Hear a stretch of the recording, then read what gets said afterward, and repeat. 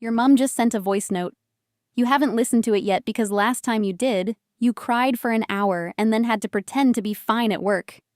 Because here is what the travel content creators rarely show you. The nights you scroll through family group chats and feel like a ghost watching other people live your old life. The birthdays you miss, the funerals you cannot attend, the ordinary Tuesday dinners that happen without you, week after week after week. This video is for the people who moved abroad and are quietly wondering whether they made a terrible mistake. You did not make a mistake. But you do need to understand what is actually happening inside your brain, because that knowledge is the first step toward building something most expats never develop until years in. Real mental resilience. Let us start with the science, because this is not just you being weak or ungrateful. When you relocate internationally, your brain goes through a process that researchers sometimes call cultural bereavement. It is a legitimate grief response. You are mourning the loss of familiarity, routine, belonging, and the version of yourself that existed within a specific community. The people who love you are not gone, but the daily texture of those relationships has been completely severed, and your nervous system registers that as a form of loss. Homesickness activates similar neural pathways to physical pain. This is documented. You are not being dramatic. You are experiencing something neurologically real. Now, here is where it gets complicated. Expats often suffer twice. First, from the loneliness itself, and second, from the shame of feeling lonely when they chose this life. You moved for opportunity, for adventure, for growth. How dare you feel sad? That internal narrative is brutal, and it keeps people from addressing the actual problem. So, before anything else, give yourself full permission to feel exactly what you feel, without a side serving of guilt. The first thing you need to understand about building resilience is that resilience is not the absence of pain. It is the ability to move through pain without being destroyed by it. That distinction matters enormously. You are not trying to reach a point where you never miss home. You are trying to build the internal architecture that lets you carry that feeling without collapsing under its weight. So, how do you actually do that? The first practical tool is what I call anchoring your present. One of the reasons expat loneliness gets so severe is that your mind lives in two places simultaneously. Part of you is physically in your new city, but emotionally, you are still at home, still at the kitchen table, still in the pub with your old friends. That split attention keeps you from ever being fully present in the life you are actually living. Anchoring means deliberately investing your senses into your current environment. Learn the name of the street vendor outside your building. Find one local coffee shop and become a regular. Not because these things replace what you had, but because they start threading you into the fabric of your actual present life. The second tool is structured connection, not just communication. Most expats stay in touch with family and friends back home, but the quality of that contact matters more than the quantity.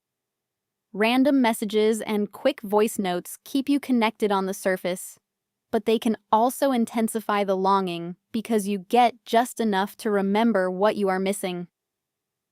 Schedule real conversations. Video calls where you are both sitting down, not multitasking, actually present. Tell your family specifically what you need from those calls. Do you need to vent? Do you need to laugh? Do you need someone to just act normal and talk about boring everyday stuff so you feel like part of the family again? Communicate that. People back home want to support you, but often have no idea how. The third tool involves something that sounds almost too simple, but is backed by significant research on belonging and mental health. Contribution. When you arrive somewhere new, your instinct is often to receive. You look for community. You look for people who make you feel welcome, You attend the expat meetups hoping someone will adopt you into their friend group. But belonging is not something that happens to you passively. It is something you generate by giving. Volunteer somewhere. Join a local sports team, not the International Expat League, an actual local team. Teach a skill. Help a neighbor. When you contribute to a community, your brain starts registering that community as yours. Now, let us talk about something the personal development space often skips over: the relationship between physical discipline and emotional stability. When expat loneliness hits, it tends to erode basic routines first. You stop cooking proper meals. You sleep at irregular hours. You exercise less. And each of those things physiologically amplifies the emotional pain you are already feeling. Your mental state is not just in your head. It is deeply connected to what you do with your body each day. Building a physical routine in your new city is not about fitness. It is about creating a reliable daily structure that your nervous system can count on. Structure is a form of safety when everything else feels uncertain. The fourth tool is permission to grieve in seasons. You do not need to process every layer of homesickness all at once. Some days you miss your mother so much it physically hurts, and that day you should let yourself feel it completely. Cry if you need to, call home, look at old photos. And then the next morning, you get up and you choose your present life again. Grief and resilience are not opposites. They coexist. The goal is not to stop the waves, but to learn how to breathe between them. Here is something honest that nobody tells you until much later. The people who move abroad and build genuinely fulfilling lives are not the ones who stopped missing home. They are the ones who built something worth returning to at the end of a long day. Not a geographical location, a sense of self, a set of relationships and rituals and contributions that make them feel like they belong to something wherever they are. That is the real work of expat life. Not the logistical stuff, not the visa paperwork, not figuring out the public transport. The real work is deciding, repeatedly, consciously, to be present in the life you chose. There is a version of expat loneliness that becomes something richer over time. You start to understand yourself with a clarity that is almost only possible when you are stripped of the social context you grew up in. Every habit, every value, every relationship gets examined because suddenly nothing is automatic. That examination is painful, but it produces something genuinely valuable.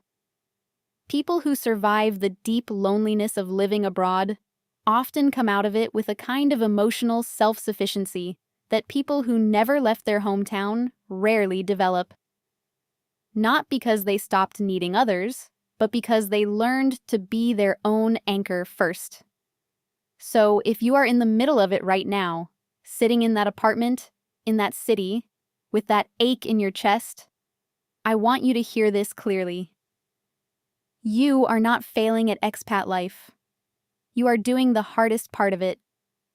The part that happens inside you, quietly, with no audience, no applause, no likes. And the fact that you are here, still asking questions, still trying to understand what you are going through and how to get better at carrying it, that already tells me something important about who you are. The loneliness does not mean you made the wrong choice. Sometimes it means you made the bravest one.